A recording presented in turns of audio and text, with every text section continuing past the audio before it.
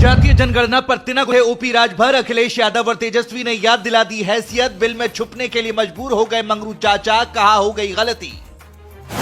तेजस्वी यादव और अखिलेश यादव से पंगा लेना मंगरू चाचा को पड़ गया भारी। तेजस्वी ने पानी पिला पिला कर धोया, अपने ही जाल में फंस गए ओपी राजभर। सच हो गई अखिलेश यादव की भविष्यवाणी, बन गया मंगरू चाचा का बोरिया बिस्तर। बेआबरू होकर बीजेपी से निकाले जाएंगे, तय हो गई तारीख।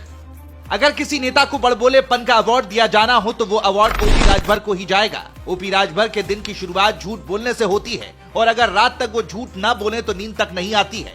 ये हम नहीं कह रहे हैं, बल्कि समाजवादी पार्टी का हर एक कार्यकर्ता ओम प्रकाश राजभर पर यही आरोप लगा रहा है। बिहार में जातीय जनगणना कराई, जिसके बाद साफ हो गया कि किस जाति के लोग बिहार में सबसे ज्यादा हैं, कौन पिछड़ा है और कौन अगड़ा है।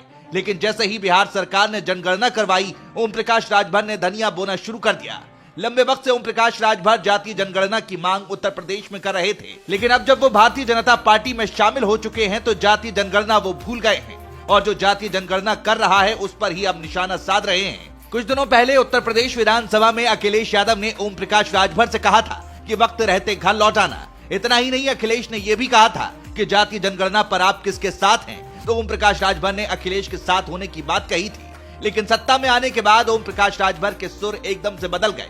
बिहार में नीतीश और तेजस्वी की सरकार है, दोनों ने मिलकर जनगणना करने के लिए पूरी ताकत झोंकी, दिन रात प्लान बनाया, लाख विरोध के बावजूद जनगणना पूरी करवाई।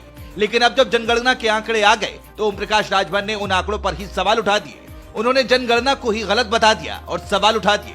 ओम प्रकाश राजभर ने कहा, जितना आंकड़ा वे दे रहे हैं उतना तो सिर्फ एक जिले में है। जो जातियां राजनीति में अछूती रही हैं, उसे दूसरे में एडजस्ट कर लिया है। उनके इस बयान से साफ तौर पर समझा जा सकता है कि वो जातीय जनगणना के कितने ज्यादा समर्थन में हैं। ओम प्रकाश राजभर पर लोग आरोप लगाते हैं कि ये हमेशा अपने परिवार को आगे बढ़ाना चाहते हैं, अपना पेट भरना चाहते हैं, मंत्री बनकर रहना चाहते हैं, इसीलिए ये कुछ भी बोलने को तैयार बैठे रहते हैं। इसी कड़ी में उन्होंने एक बार फिर ये आरोप लगाया कि जातीय जनगणना हर घर जाकर नहीं की गई। लेकिन जैसे ही ओम प्रकाश राजभर की तरफ से ये बयान सामने आया, सपा नेता स्वामी प्रसाद मौर्य का गुस्सा भड़क गया और उन्होंने ओपी राजभर की क्लास लगा दी और कह दिया कि वो ओपी राजभर पर बोलकर अपनी जुबान खराब नहीं करना चाहते। स्वामी प्रसाद मौर्य ने बिहार के जातिगत सर्वे पर कहा कि जातिगत जनगणना समय से पूरा कराने के लिए बिहार सरकार को बधाई। नीति और नियत साफ हो तो हर कार्य संभव। वहीं जनगणना के मुद्दे पर अखिलेश यादव भी गदगद दिखे। उन्होंने कहा कि अब ये निश्चित हो गया है कि पीडीए ही भविष्य की राजनीति की दिशा तय करेगा।